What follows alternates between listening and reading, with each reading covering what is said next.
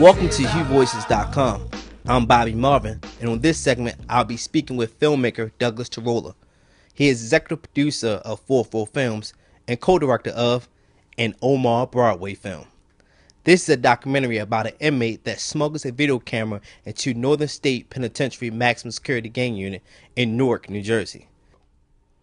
Inmate Omar Broadway and his cellmate, Buddy Randolph, were able to secretly record 6 months of their experiences in Northern State Penitentiary, witnessing excessive abuse inflicted by correctional officers.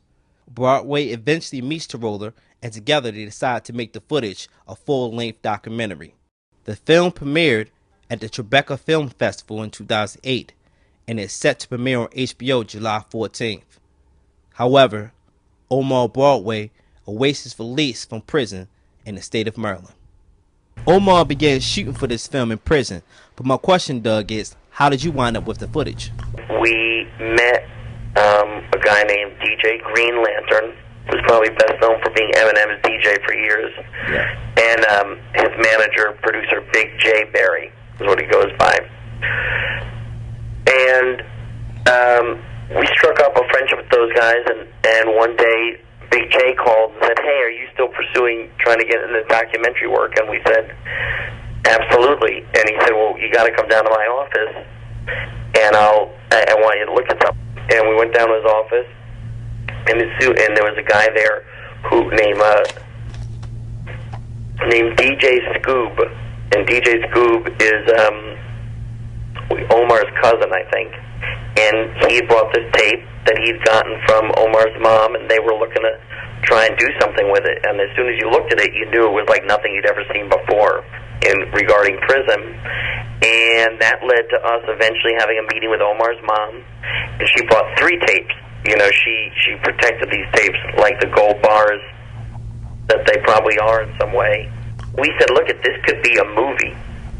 When you first saw the footage to this film, Doug, what were your thoughts? What I thought was immediately, this is not MSNBC lockups. Mm-hmm. I thought, this was a real version of what goes on in prison, and most importantly, shot from a prisoner's point of view. Not just what was being shot, but literally from the point of view of the back against the wall of the cell, as opposed to sticking a camera into the front of the cell. I just, I knew immediately this was not like anything we had ever seen. And then, of course, as a filmmaker, you start thinking, how can this be a movie? Because, if you just show raw footage of that, I don't know if it's compelling enough to tell somebody other than it's bad in prison. And I think you need to, explain, put the badness into context.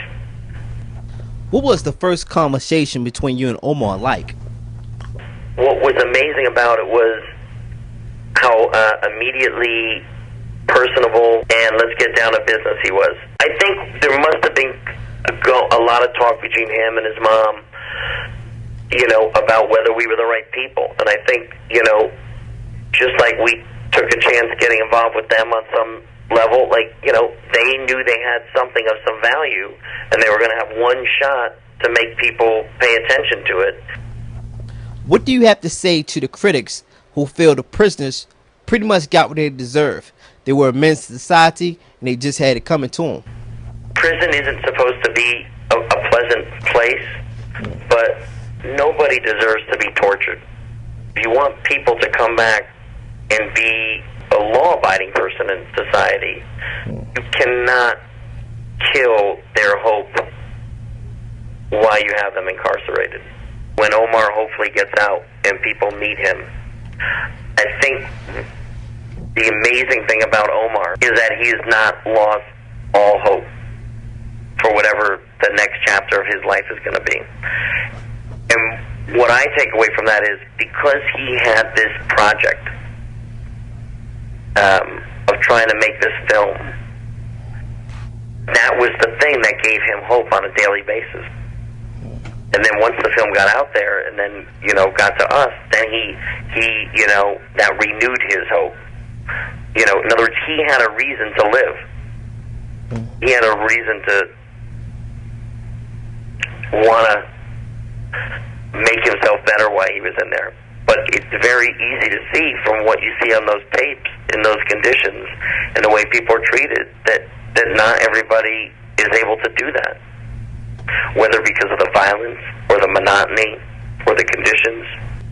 In your conversations with Omar, do you ever express to you his feelings about the abuse they observed?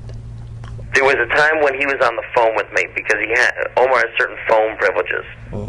I remember one time, all of a sudden he's talking to me, and all of a sudden you hear this big scuffle and screaming and whatever, and then it's clear the phone is like hitting up against the wall, and then it just goes dead. And I'm like, oh my God, he just got stabbed, or he just got, mugged or something bad. And then I heard from the next day, he's like, no, that was someone on the next phone. The guy on the phone next to me got shanked. So my feeling is that because Omar is in prison, I think he pretty much has to keep his game face on in there, because you never know who's listening or whatever, and that they're going to maybe exploit that against him if he shares that with someone. Yes, let's talk about this film premiering on HBO. I mean, HBO came to see the movie. HBO saw the movie during the Tribeca Film Festival, and they liked it, and they met with us, before the end of the festival. And by the time the festival's over, we sort of had a deal in principle. And I think what was important about HBO is that we wanted to make sure it got to a documentary audience, but an urban audience as well. And a lot of the movie theaters and places that documentaries usually show really don't cater to a more inner city urban audience. They're not in those neighborhoods. They don't promote to that audience. And what was special about HBO is they're like, we're going to get this, to the widest audience possible. Not just, the art house audience. They usually see documentaries. So that was very important to us. And, HBO is sort of a standard, I should say HBO represents a certain level of quality, I think, to people. And that was important as well to all of us. After I watched Omar Broadway Film, I said, okay, this has a lot of potential. It could do a lot of good. But my question for you is, what message are you trying to get through? What message are you trying to convey to your audience? And one of the things that was most interesting that we learned on the film was how many people in the Newark East Orange community, how it seemed everybody we met knew somebody who was in prison, whether it was a dad or a brother or a friend or a cousin. And every young man expected at some point they spend some even small amount of time in prison. Almost the way in another community people go like, yeah, I'm definitely going to college. Like, there's no doubt I'm going, you pick your town, like, no doubt everybody in that high school thinks they're going to college. Everybody, thinks they're going to prison at some point. It's just part of it. And I think some of it gets romanticized a little bit about like, oh, it's not that bad, and da-da-da, and people are hanging out, you're making friends and connections, and hopefully the movie tells you that is not the case. Prison is just a miserable place to be, where time stops, and you have to fear for your life. In your last conversation with Omar, what was his spirits like? How's he doing? Our spirits go up and down, which I imagine it would be like if you had a condition where your mood was affected by the weather. His mood goes up and down based on what's going on in prison. But what I can tell you this is, when the movie got into Tribeca, he could have been like any kid who went to film school, got his film accepted someplace. He didn't sound like a prisoner for a little bit after that, or so. I shouldn't say didn't sound like someone incarcerated after that. And every time we've had a couple good things happen with this since then, it's been the same way. So right now his spirits are pretty good because, he's hoping that, we get some good reactions to the movie. Thank you for your time, Doug. That concludes our interview.